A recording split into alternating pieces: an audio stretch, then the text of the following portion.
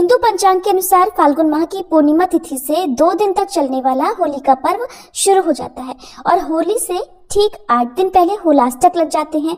यानी होली के ठीक पहले 8 दिन होलाष्टक कहे जाते हैं। इन दिनों में कोई भी शुभ काम नहीं किए जाते हैं, यानी कि जितने भी मांगलिक कार्य हैं इन सभी कार्यों पर इन 8 दिनों के लिए ब्रेक लग जाता है। और आपको बता दें कि होलाष्टक पर ग्रह बहुत उग्र अवस्था में होते हैं। अष्टमी तिथि को चंद्रमा, नवमी को सूर्य, दशमी तिथि पर शनि, एकादशी पर शुक्र, द्वादशी पर गुरु, त्रयोदशी तिथि के दिन बुध, चतुर्दशी तिथि के दिन मंगल और पूर्णिमा तिथि के दिन राहु बहुत ही उग्र स्थिति में रहते हैं।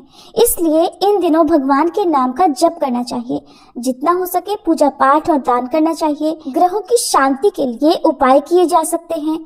और अगर ज्योतिष विद्वानों की माने तो होलाष्टक के दौरान शुभ और मांगलिक कार्य करने से उनमें जीवन भर बाधा आती है। इसलिए शुभ या मांगलिक कार्य इन 8 दिनों में नहीं करने चाहिए, क्योंकि इन दिनों नेगेटिव एनर्जी बहुत अधिक हावी होती है और इन दिनों शादी, विवाह, सगाई, कर्ण छेदन या गृह प्रवेश आदि काम भी नहीं करने चाहिए। ऐसी भी मान्यता है कि इन 8 दिनों में भगवान विष्णु के भक्त प्रहलाद को हिरण्यकश्यप ने बहुत सारी यातनाएं दी थी, जिसकी वजह से इन 8 दिनों को बहुत कष्टकारी माना जाता है। और इस बार होलिका दहन यानी फाल्गुन पूर्णिमा के दिन ही साल का पहला चंद्र ग्रहण भी लगने वाला है और ये चंद्र ग्रहण पूर्ण चंद्र ग्रहण होगा। ऐसे में ये ग्रहण हमारे देश में दिखाई देगा या नहीं दिखाई देगा और होलिका दहन पर इस ग्रहण का क्या प्रभाव रहेगा, ये भी आज की इस वीडियो में आप जानेंगे। अगर जानकारी आपको अच्छी लगे तो वीडियो को लाइक जरूर कीजिएगा। इस बार फाल्गुन मास के शुक्ल पक्ष की अष्टमी तिथि प्रारंभ होगी 6 मार्च गुरुवार को सुबह 10:11 से और उदय तिथि के अनुसार 7 मार्च दिन शुक्रवार को अष्टमी तिथि मनाई जाएगी।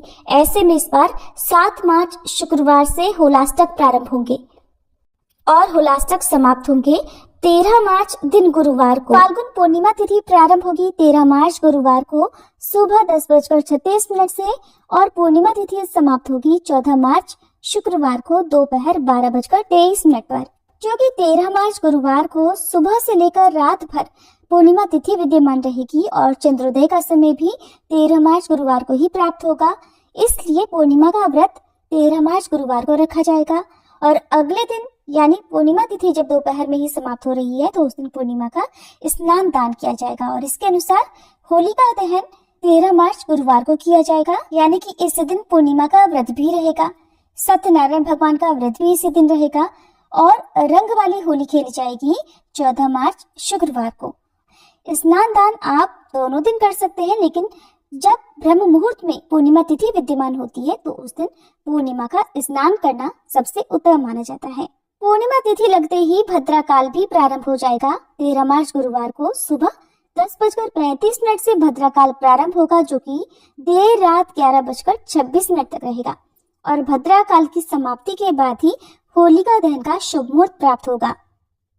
और इस बार होलिका दहन किया जाएगा 13 मार्च गुरुवार को रात 11:26 से मध्य रात्रि 12:30 तक। भद्रा पूंछ का समय रहेगा शाम 6:57 से रात 8:14 तक और भद्रा मुख का समय रहेगा रात 8:14 से 10:22। इस बार दिन के समय भद्रा है, तो ऐसे में जो लोग होलिका की पूजा करने वाले हों उन्हें शाम को भद्रा रहित शुभ मुहूर्त में, यानी जिस समय दहन का शुभ मुहूर्त हो उससे पहले ही, यानी दहन करने से कुछ समय पहले ही, कुछ मिनट पहले ही होलिका का पूजन करना चाहिए।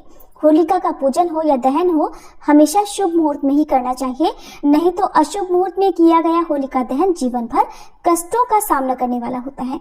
अब बात करते हैं चंद्र ग्रहण की, क्योंकि इस बार चंद्र ग्रहण का समय 14 मार्च को सुबह 9:29 से शुरू होगा और दोपहर 3:29 पर होगा, क्योंकि ये ग्रहण दिन के समय लगने वाला है और साल का पहला चंद्र ग्रहण भारत में नजर नहीं आएगा।